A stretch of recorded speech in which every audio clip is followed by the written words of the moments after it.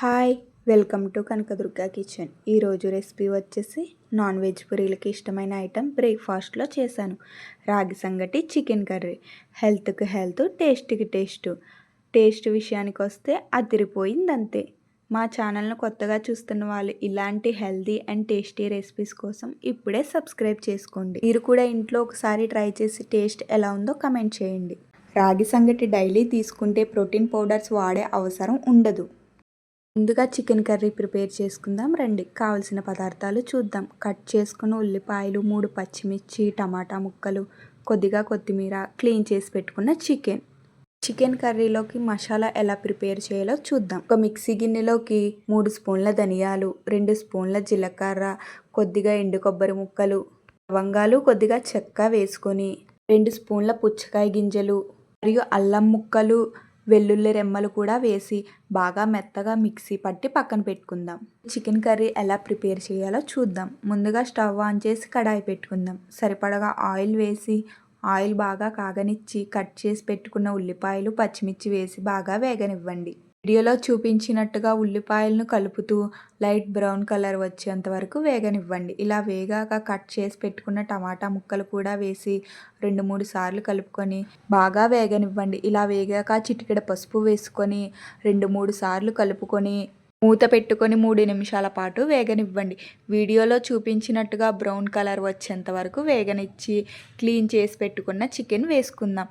ఇలా వేసుకున్న చికెన్ను బాగా కలుపుకొని మూత పెట్టి 3 నిమిషాల పాటు ఉడకనివ్వండి. ఇలా ఉడికాక చికెన్లో సరిపడగా ఉప్పు వేసుకుందాం. కొంతమంది కారం ఎక్కువగా తింటారు, కొంతమంది తక్కువగా తింటారు. కాబట్టి మీ కారానికి సరిపడగా కారం వేసుకోండి. నేనైతే 2 స్పూన్ల కారం వేసుకుంటున్నాను.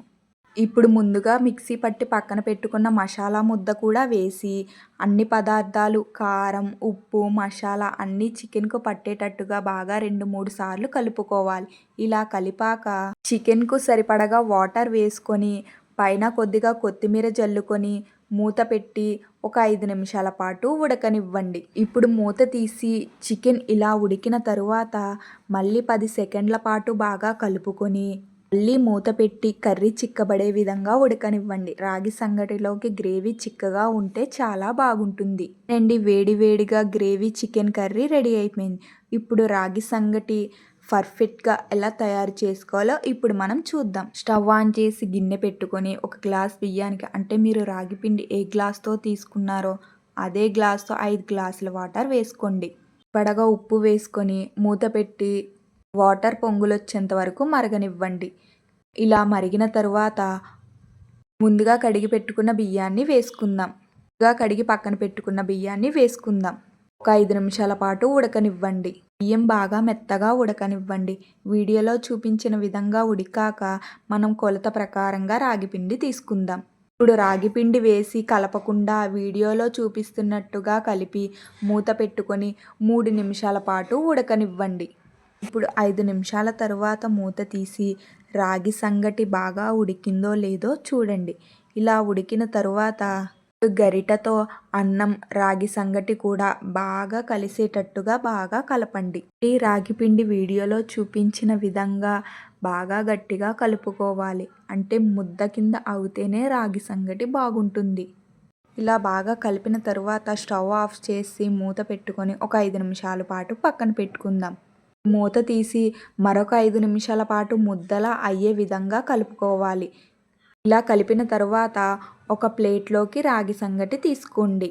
రాగి సంగటి మొత్తాన్ని ప్లేట్లోకి తీసుకున్న తరువాత ఇప్పుడు నేను వీడియోలో చూపించిన ప్రకారంగా కొద్దిగా తీసుకొని దాన్ని ఉండలాగా, అంటే రౌండ్ షేప్ వచ్చేలాగా ఉండలా చుట్టుకొని మీకు నచ్చిన షేప్లో చేసుకోండి. అంటే నేను ఒక కూరగిన్నె తీసుకొని దాంట్లో వేసి కూరగిన్నె షేప్లో చేసుకున్నాను. రాగి సంగటి ముద్ద రెడీ అయిపోయింది.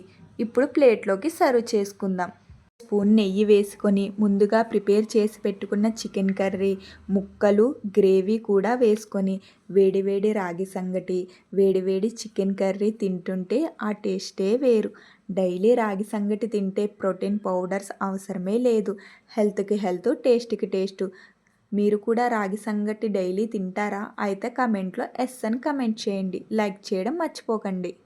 మీ ఫ్రెండ్స్ అండ్ ఫ్యామిలీ మెంబర్స్ కూడా తప్పకుండా వీడియో షేర్ చేయండి.